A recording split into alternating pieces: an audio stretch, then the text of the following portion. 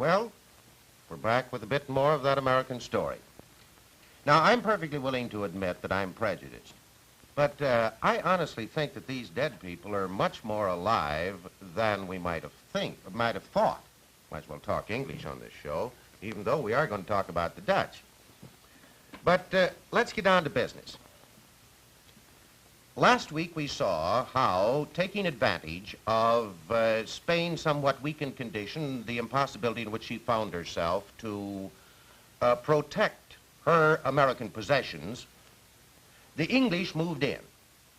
Now, other nations are going to trespass also, but the English are going to prove the most durable rivals of the Spaniards for the control of North America, but there will be the Dutch, the Swedes, and the French. Now, in the present discussion, we want to say something about the Dutch and the Swedes. Now, it's perfectly true that neither of them stay for very long on the North American continent, but nevertheless, their period here is of considerable importance, and for that reason, they deserve a bit of attention.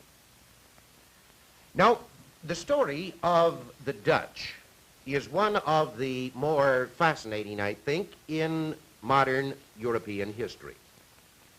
This is a very enterprising people, a very interesting nation. It comes into being, or it achieves its independence at a relatively late date. During the Middle Ages, for example, the Dutch had consistently showed a mark or a characteristic of prosperity that would characterize few of the other countries. They were weavers, they were traders, and in general, they were able, because they were a town people to a very large extent, they were able to avoid being engulfed in the feudal system, which, as we know, was to a very large extent based upon land. However, the Dutch during the Middle Ages knew a number of overlords. Now they were dominated by the French, now they were dominated by one or other of the German states, of the Germanies, and toward the end of the 15th century, a series of circumstances prepared for a century of Spanish domination. The lord of most of the Netherlands at that time was Philip of Burgundy. And Philip of Burgundy was married to the eldest daughter of Ferdinand and Isabella, Juana, the Mad, as she became known. The offspring of that union was the famous Charles V, Charles Habsburg. So that when, in the 16th century, Charles inherited his grandfather's lands in the Germanies, Austria, and various of the other German states, and then inherited his mother's lands, namely Spain and the New World, the Netherlands came under Spanish control. Now, in general, Charles, who had been born in the Netherlands and was a Fleming by birth, understood those people, got along very well with them. His son, Philip II of Spain, was a much more typical Spaniard and failed to understand these folk of Flanders and Holland and the various low country towns, and before very long there was serious friction between them.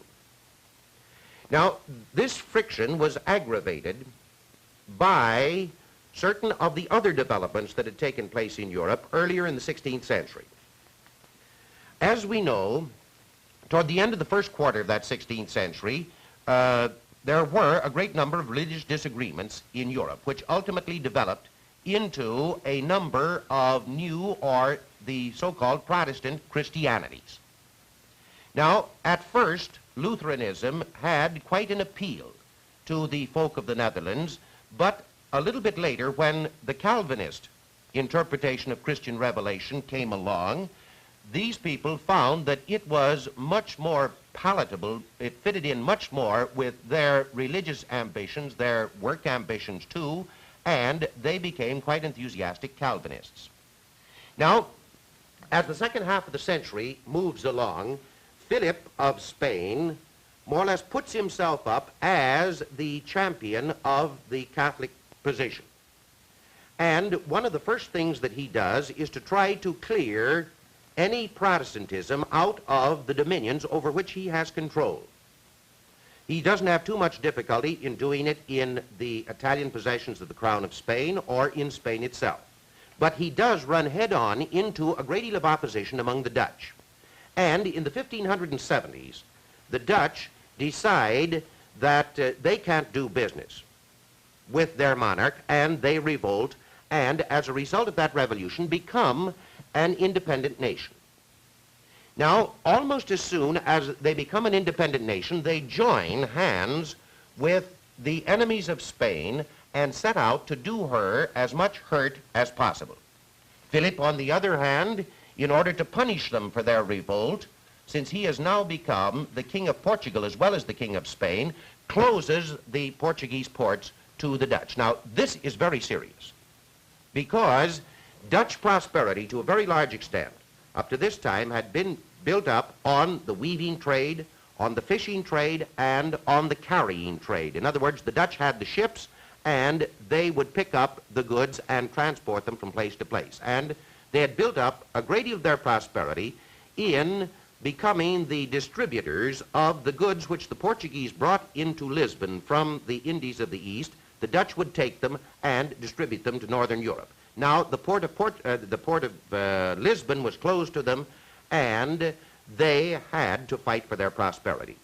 Now, this put the Dutch more and more on the world market. They bypassed Lisbon. They didn't try to break through the Spanish prohibition at Lisbon. They went directly out to the east, and there challenged the Portuguese control of that empire, trading empire, dealing in spices and the eastern luxury goods, the eastern textiles, and so on and so forth. Now, this brought considerable ready wealth into the United Netherlands, as the country was called. And the Dutch burghers, the Dutch merchants, immediately jumped to take advantage of it. They found, or they decided early in the 17th century, in 1602 to be exact, that if they were to form into a union or into an association, they might be in a better position to exploit these opportunities. And so the Dutch East India Company was founded. Now, the Dutch East India Company not only became interested in running down the coast of Africa and across the Indian Ocean, but it also began to look around for other routes and other markets. And it is as an employ of the Dutch East India Company that in 1609, Henry Hudson, who, though he was an Englishman, sets out with a commission from this Dutch East India Company to find a new passage to the Indies of the East. At first he tried a northeast passage, and finding his way blocked, crossed the Atlantic and touched in along the Atlantic coast of North America. Now, he seems to have hit somewhat to the north of Chesapeake Bay, and to have run the coastline on up, and then he finds the mouth of a river, the river which subsequently bears his name, the Hudson. Now, he follows his little ship is one of the famous ships in American history. It's known as the Half Moon. So he sails the Half Moon up this river, the Hudson River, and gets as far as the modern area of Albany. Now, he doesn't stop. Let's put Albany up about here. He doesn't stop there, but he returns and tells of his experiences. He tells of what he had found. And the most notable thing that he had caught as he went along there was the possibility of the fur trade. Now, as I said, the Dutch merchants are always on the lookout to make a quick and an honest guilder, which was their unit of currency. So in 1610 and in subsequent years, a number of private expeditions come out to the Hudson Valley and begin to establish the fur trade with the Indians. Then in 1613, a group of these merchants band together and form what is known as the New Netherland Company. They obtain from the government of the Netherlands, the States General of the Netherlands, they obtain the right to engage in the fur trade in this area for a period of 5 years. And it proves quite profitable. In 1618, this same group, this New Netherland Company, applies for a renewal of their charter. But this renewal is denied them because there's a stronger pressure, stronger personalities are lobbying really to form a larger company which will not include include the Hudson Valley, but will have as its goal possibly the complete elimination of Portugal, certainly, and of Spain from the New World. However, the States General, the government of Holland at this time, or the government of the Netherlands, were not in a position to offend Spain. In 1609, they had agreed to a 12-year truce, which truce, obviously, would not be over until 1621. So they didn't want to charter a company whose avowed purpose was to war on Spain. However, they were much more favorable to the ideas of a certain individual, a man by the name of Uselings. Let me put that on the board because it's a peculiar name for you. They were much more interested in his ideas than in rechartering this other company. So as soon as the truce with Spain was over and Dutch hands, so to speak, were free, the government gave him permission to found the Dutch West India Company. Now, the Dutch West India Company begins to operate almost immediately.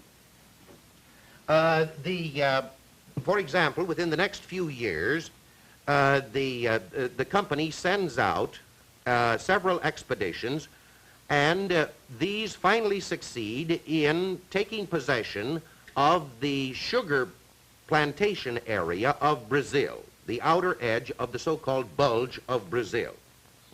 Now, the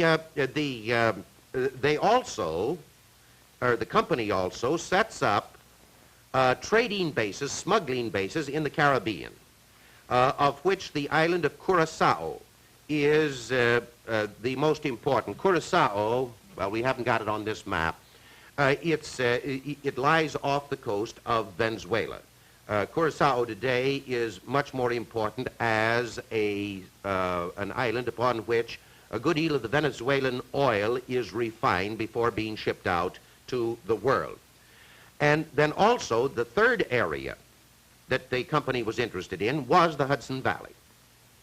Now, it looked upon the Hudson Valley as a possible supplier of furs, wealth from furs, and then it also wanted the Hudson Valley to be an agricultural settlement so that it could furnish food not only to the mother country, but also furnish food to the planters in Brazil, the Dutch planters who had now taken over Brazil, and to the Dutch traders, the contrabandists or the smugglers who were establishing in several of the islands of the Caribbean.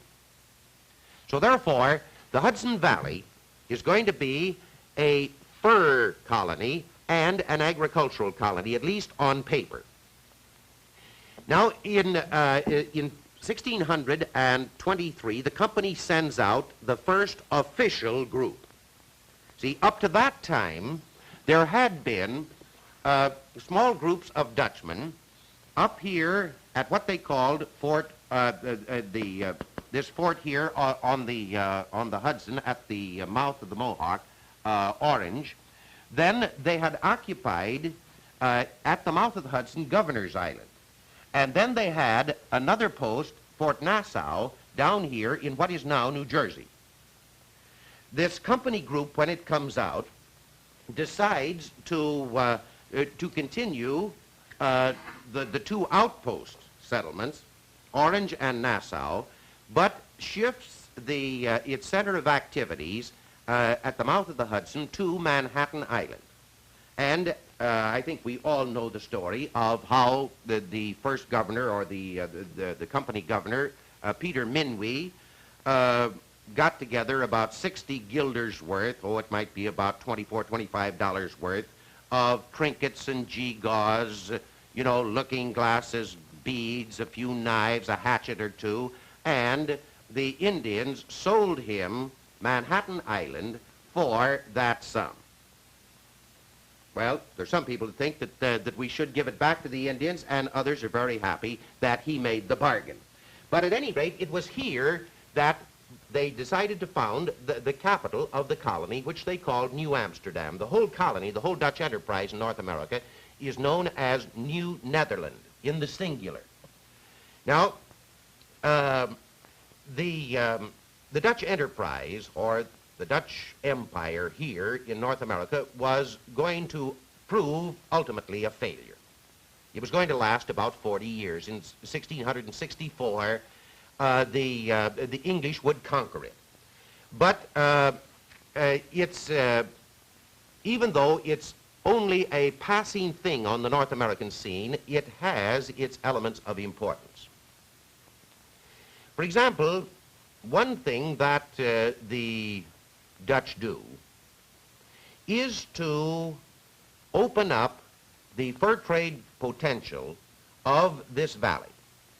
And they make the first friendly contact with the Iroquois, who are going to be a very important factor at a later time in deciding which of the white groups, which of the European groups will control the North American continent. Now, they do, however, the Dutch have a considerable difficulty in peopling their colony. There are a number of reasons for that. And probably the most important reason is that Dutchmen had very little incentive to migrate. Remember last week when we were talking about the English, we said that one of the things which drew Englishmen, or encouraged Englishmen to take the risk, the gamble, and to come to North America was the fact that they couldn't get anywhere at home. Now, in Holland at this time, in the Netherlands at this time, there was great prosperity. So you don't pick up and leave when you have good times at home, and this was what Holland was enjoying. Now, in general, only very few Dutchmen came over. However, they had to pick up settlers from other groups. A certain number of Flemings, the people, the ancestors of one portion of the Belgians today, they came over. Walloons came over, also ancestors of the southern Belgians today.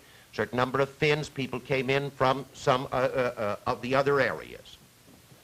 But the whole thing lacked a unity. There was not much loyalty toward Holland, and this showed very definitely in the day when the chips were down. When the English attacked, most of these people who had no particular loyalty to either the company or to the Estates General of Holland, they said, well, what difference does it make? If we maybe we can get along just as well, maybe better under English masters. Why should we fight for these Dutch who have treated us, more or less as stepchildren? Now, however, the colony did develop. It developed slowly. After New Amsterdam was 4 years old, there were no more than 270 inhabitants. Just figure that out. Figure what Manhattan Island supports today. And when it was 4 years old, they had a hard time getting, well, they didn't get up to 300 people. However, a number of the very interesting areas which we connect with New York City were already beginning to show. There was the Bowery, which at that time was largely a pasture land. There was the Battery, which was the place where the fort had been constructed. And to the north of the settlement, or in the outside of the settlement, there was a wall that protected the settled region of the island from possible attacks by the Indians and the like. This wall has subsequently been preserved in history as Wall Street. At least the name has been preserved. Now, little by little, the Dutch began to spread out. They spread up the river and spread over to Long Island, spread to Brooklyn, which in those days was Breukelein, and put little dots of settlement there. In general, their interest was in the development of agriculture. They grew quite a bit of wheat, and some of that they sent to the West Indies. Some of it they sent over to the mother country. They grew some rather good tobacco. The market for that was generally yet at home. You also had, and quite obviously, the great source of prosperity came from the prosecution or the activities of the fur trade. However, the company reserved a monopoly of the fur trade. The ordinary Dutch settler, the ordinary person in New Amsterdam or in Breukelein or in Yonkers and Poughkeepsie and so on, they could not get along in the fur trade. However, a very interesting society grew up, and even though the Dutch were quite strict in their religious affiliation, their religious devotion to Calvinism, they seem to have been able, what shall we say, to be a little bit more flexible than the folk up in Boston and in some of the New England colonies. The Dutch are basically a fun-loving people, and quite a number of our customs got something of a start in the New Netherland colony. Most of the snow and ice games, skating, coasting, tobogganing, and so on, was quite important there. The Dutch observed the Feast of St. Nicholas, out of which some of our Christmas tradition in connection with Santa Claus has developed. Their New Year's celebration, their New Year's celebration was rather interesting. It was the custom that on New Year's Day, New Year's Eve didn't mean so much, it was New Year's Day. After church service, it was the time when people went around to visit their friends. And it got to be pretty much of a liquid afternoon, because in each parlor that they went into, the rum was there, and after a certain time, they were pouring people back home. In the spring, they carried on the European tradition of the maypole. At Pentecost time, there was Pinkster Day, and this was a day of great jollification.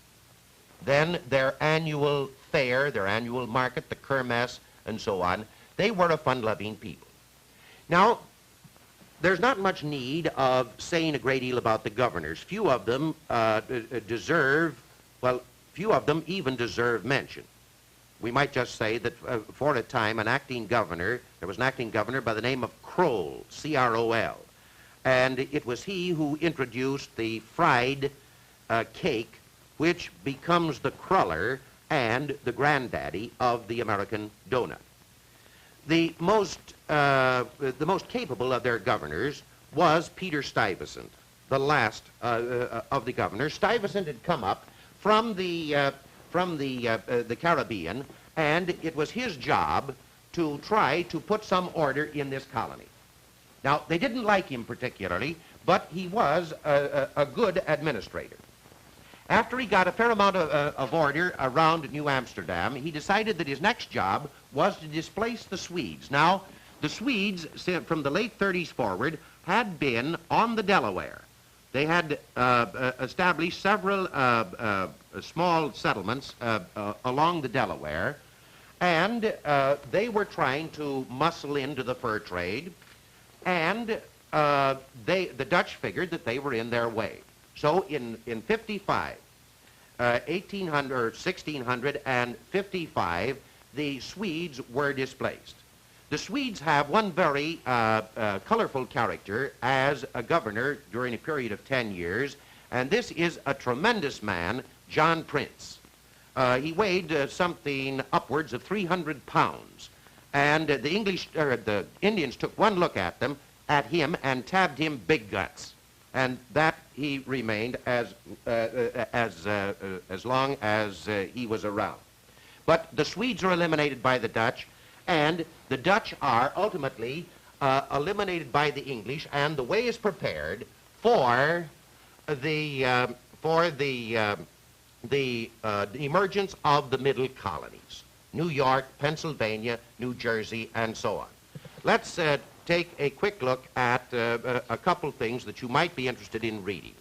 The first volume of this History of New York deals with the Dutch days. The editor is A.C. Flick.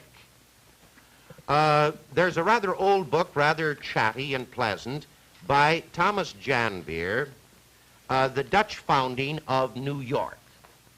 A lot of the old folk customs are preserved therein, and so on. A somewhat different picture of the whole colony, with emphasis on the spirit of the people, the makeup of society, is Ellis Raisley, The Portrait of New Netherland. In this Chronicles of America series, there is one of the volumes that's pertinent, The Dutch and the English on the Hudson. At least the first portion of the book will tell you of the Dutch.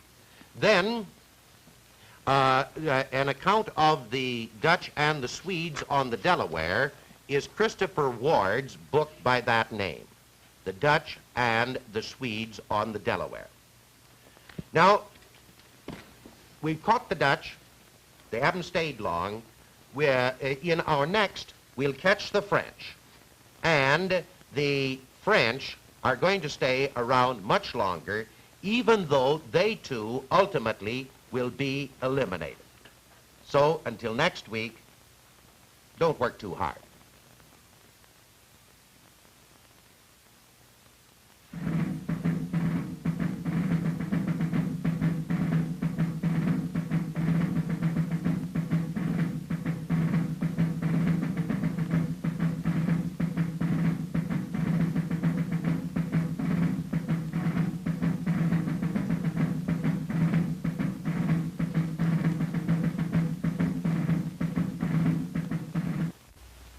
The preceding program was distributed by the Educational Television and Radio Center.